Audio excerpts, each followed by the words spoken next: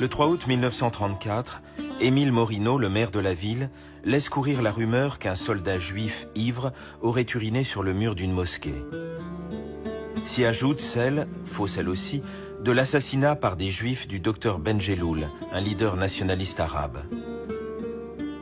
2 jours plus tard, une foule de musulmans venus des environs de la ville envahit le quartier juif pour égorger et piller impunément.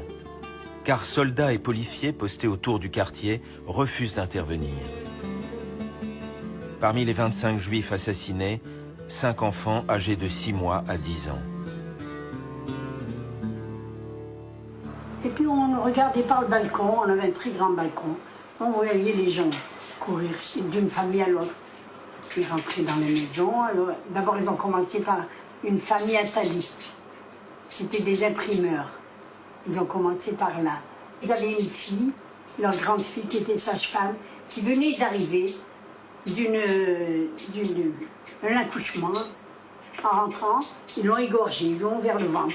Ils ont coupé les seins, ils ont mis dans le ventre les seins. Une orgie, comme on dit, horrible. Alors là, mon frère, il a téléphoné tout de suite, comme dit monsieur, à la police. Personne n'est venu. Personne. On aurait dit qu'ils avaient déjà l'ordre de continuer sans. Ce jour-là, la France. Non, la France était absente ce jour-là. Le gouverneur général de l'Algérie n'assiste pas aux obsèques des victimes.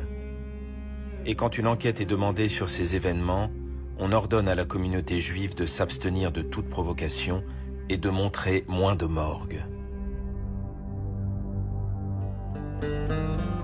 Le drame de Constantine pousse des musulmans à lutter contre l'antisémitisme et des juifs à défendre les droits des musulmans et à œuvrer ensemble pour la victoire du Front populaire.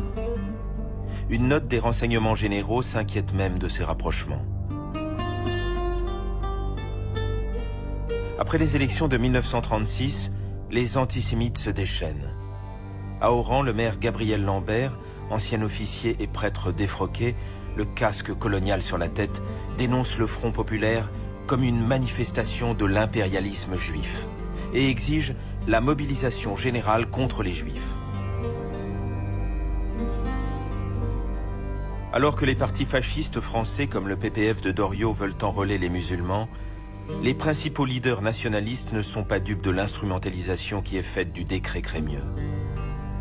À la veille de la guerre, celui qu'on appelle le pharmacien de Sétif, Ferhat Abbas, affirme haut et fort « Les Juifs sont français, et ils le demeurent.